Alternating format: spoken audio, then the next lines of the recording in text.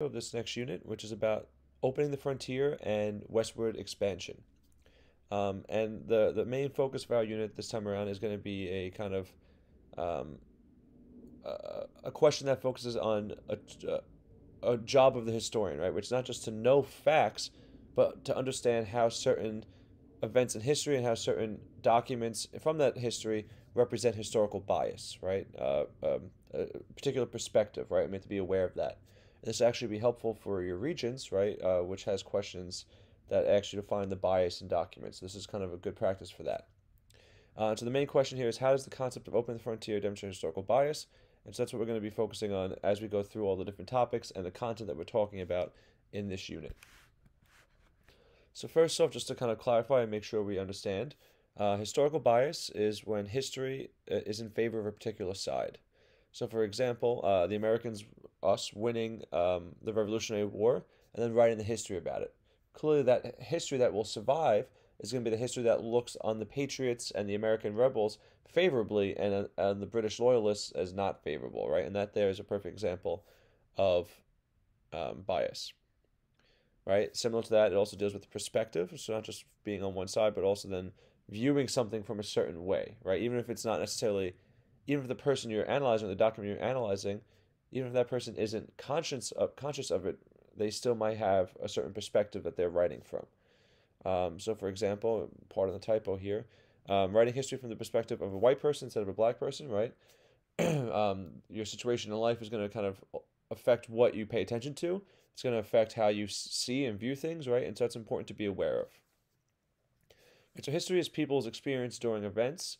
And so that doesn't mean bias, something that's biased doesn't mean it's untrue. It just might not be the complete story. All right, so for example, the history of the 2020 election, which clearly has two strong polls, right? Those who supported Trump and those who supported Biden. Reading each side of it's not going to tell you the full picture, but it's also not telling you a lie, right? And so it's important to kind of understand the difference between those two things. All right, and so our first topic that we have to understand, and this phrase is really important. I would star it in your notes and emphasize it. It'll pop up on the regents, on your midterm, things like that. That's manifest destiny. And so, manifest destiny, the definition here is the idea that white Americans were divinely ordained to settle the continent of North America. Divinely ordained meaning that God willed it, God wanted it. Um, and so, the idea of manifest destiny is what constantly is encouraging white settlers to move from the original colonies, right, on the East Coast, gradually further west, right, until they reach the Pacific Ocean. That's the dream, to have a country that goes the length of the continent, right? And by doing that, the divinely ordained aspect of it comes in because the Americans would be spreading Christianity to these different groups as they came along, and as well as kind of bringing forward civilization, right? Such things like industry and technology and democracy, right? So this idea of westward expansion, while definitely there was personal motivation there, of course, right? People went to get more land, to get a chance at wealth. This mentality really was kind of present, and that's important to know, right? These people weren't purely selfish. They did truly believe that they were bringing forth civilization to people who were not in the light, so to speak. During the mid 1800s, leading up to the Civil War, this idea of manifest destiny really grows in popularity, and it's kind of represented well by some of the political leaders of the time. And someone who really rallied behind this idea of manifest destiny was the president, um, leading up to the 1850s, 1845 to 1849, President James Polk. Um, this idea of manifest destiny and taking control of the whole continent actually leads Polk to do a couple things that were kind of seen as, are aggressive, right? One thing he does is he gets the United States involved in the Mexican-American War, which we're going to talk about in another lecture activity. But basically, the war ends with the United States winning the southwestern part of our country today. Places like Texas, Arizona, New Mexico, and California were once part of the Mexican Empire, now part of the United States as a result of this war, right? Opening up more land to settle. Also, the Oregon Territory in the northwest of the country, modern-day states of Washington and Oregon. He wants to control that land as well, and there's going to be some tension with the British over that territory eventually. This here is a really famous image of kind of a symbolic representation of manifest destiny. right? So you can notice this woman in the kind of floating away. That's the idea of liberty, um, that the American dream represents, right? And she's moving westward, and she's carrying something, right? She's carrying telegraph lines, right? So that technology is moving westward, as you can tell by the trains as well. You have white settlers moving west with their tools and their farm animals, and you have kind of the wilderness here, the bears and the bison, as well as Native Americans moving west, kind of fleeing west. And in the far background, you could see what looks like Manhattan, actually, right? The a bridge and the island of Manhattan, right? Showing this is where we came from and this is where we're going, right? So this is a really famous historical image that might also pop up on a Regents as well. So it's good to kind of recognize this and know that this is associated with manifest destiny.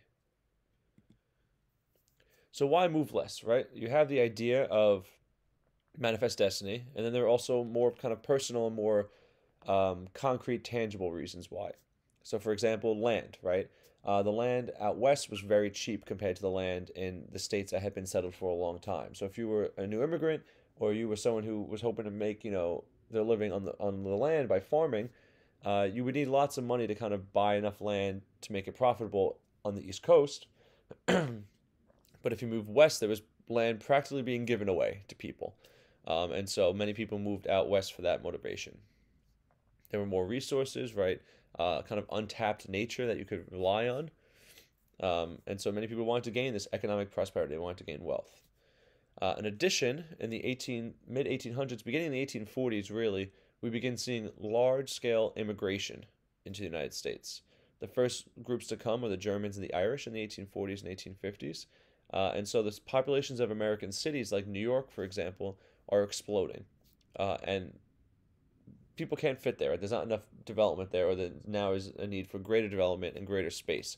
And so many people began moving west. Many of them are immigrants. Some of them are maybe people who had been more established but move away from the cities when the populations explode.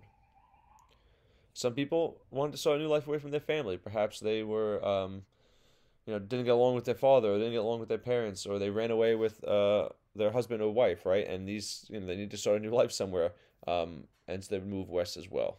And of course, for religious purposes, missionaries moved west with the settlers to kind of try to convert more the Native Americans, but also a really unique group of people, religious group that is native to America. It was founded in America. Also makes this migration west, partly because of persecution. And we're going to get to them shortly. As these Americans, I'm actually going to skip ahead for quickly just to kind of cover that religious group that I was talking about, and that's the Mormons. So the Mormons, their formal name is the Church of Latter-day Saints, and they were a religious group founded by a man named Joseph Smith, who was born in Vermont, but the church and the religious group was founded in upstate New York in the year 1830. They were different, right? They claimed to be Christian, right? They believed in Christ and God. But in addition to the original scriptures, right, they also had the Book of Mormon that was allegedly revealed to this man, Joseph Smith, right? God revealed this to him. And so a lot of the things they believed were kind of counter to mainstream Christianity. And the largest thing that really got people not to like them was that the original Mormons practiced polygamy, which is taking more than one wife, right? Which is strongly against the mainstream Christian idea of monogamous marriage, right? Single marriage. So they faced persecution, right? They were taunted, they were legally discriminated against, and so what they do is they literally leave the United States, right? They go out to Illinois, and then eventually they move even further west. All right, so they go to Illinois. That's where they settle for a little bit. Then Missouri, where eventually they're driven out of there as well. And so they decide, well, we're not welcome here in the United States. Let's move out to the territories, right? This land to the west where they moved to was not yet part of the United States, right? It was a territory, but not. Some of it might have been territories, but it was not states in the Union. So they moved there, and they can kind of have freedom to practice as they wanted. The man who leads them out west is a man named Brigham Young, because by the time they do this, Joseph Smith has died. And Brigham Young, there's a university named after him, right? And they settle around the Great Salt Lake, and they establish in the territory of Utah, and they establish Salt Lake City, where the main Mormon temple is today. Right, so they're really a unique group, and then eventually, as they believed in that they wanted to establish their own nation called Deseret. But as the westward expansion continues, that doesn't happen, right? And they become incorporated into the United States as well. So pretty unique history there, and a religious motivation for moving out west. Unfortunately, right, as white settlers continue to move west, I remember as they did that in the 1830s, we have the Indian Removal Act, so they also had pushed the Native Americans west, and now they're moving west and encroaching on the land they had originally given the Native Americans, right? And so this leads to tension. And on top of that, there are indigenous Native American groups from the Midwest and Far West, right, mountain region of the country. And so now they're taking over this territory and settling in land that Native Americans had lived on for a long time. And so this leads to conflict, right? And the word frontier itself is the idea of historical bias. The word frontier is a biased word, right? Because to the West, to the Americans, it was a frontier, right? Unsettled land. But to the Native Americans, it's where they had lived for some of them for centuries, right? So that phrase does not really work from the Native Americans' perspective, right? And so Native Americans were forced off their land. Some of them violently responded, naturally so, try to protect themselves. And there was a couple of different wars or conflicts that would happen throughout the decades of the 1800s. One kind of famous example is the Black Hawk War, led by the Black Hawk Chief against settlers in Illinois and Wisconsin. So this was a little, in the mid 1800s. And eventually they lose, right? The Native American tribes overwhelmingly lose these wars and conflicts because they don't have the numbers to compete with the Americans. And so they're forced onto reservations further west on land that's not very desirable. All right, this map here is just to help you to show, this is a kind of a modern depiction of, well, not modern depiction, sorry. This is from different reservations that were established throughout the 1800s for these Native Americans. Right, so you can see there was lots of different, or it's also depicting just where Native American groups lived, right? So the Sioux up in the northern, western, Midwest part of the country, and that blue shaded there. You have California tribes, right? All these people were living here, right? It's just clearly showing that there is not a frontier because there's several nations living here that the Americans are settling on. Which brings us to kind of this historical theory, right? The historians posit, or they put forward this theory called the middle ground.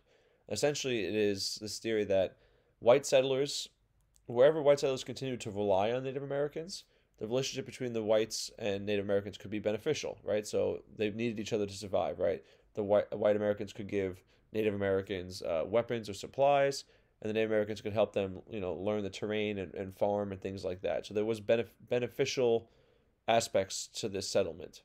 However, once the white settlers no longer need the Indians, that relationship starts to deteriorate.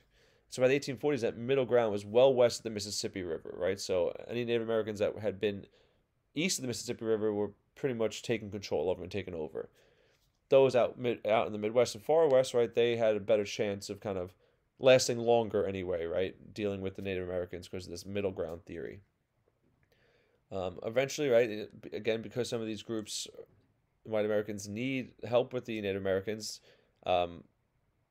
there is a treaty that's established, and after conflict with the Native Americans, called the Treaty of Fort Laramie, which is actually out in Wyoming, and it provides Native Americans with various groups with land in the Central Plains area, and also east of the Rocky Mountains. Right, it was meant to kind of keep the peace and prevent further conflict. However, the Americans constantly violated these treaties and settled on the land they had given to them in the treaty, like Fort Laramie and other treaties that were signed. As the Americans migrated, they kind of used the old infrastructure of the Native Americans, again, highlighting that it's really a historical bias to call it opening the frontier when there was already this infrastructure established, right? And so they followed all these trails, like the Santa Fe Trail was really one of the most famous and busiest routes, which led ultimately to Santa Fe, New Mexico, and people settled along the way, as well as the Oregon Trail, which led people to the northwest, right? And so trails like these had been well established and well known by Native American groups, and then they were used by the white Americans to kind of settle and take control of the land once controlled by these Native Americans. Right, here's a map just showing you kind of some of these different trails. The purple one that goes down south, that would be the El Paso Trail. And then the yellow one that we just mentioned is the Santa Fe Trail, and there's others as well.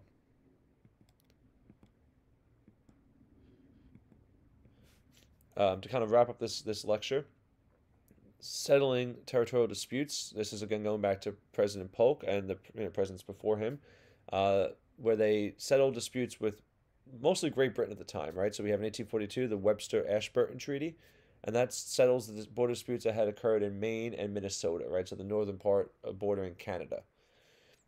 President Polk came to office, right, with this campaign slogan of 54-40 or fight. 54-40 refers to the latitudinal line on a map that would have meant that all of the Oregon Territory would have become part of the United States. That's what President Polk wanted, and he threatened that if he didn't do this, that they would go to war.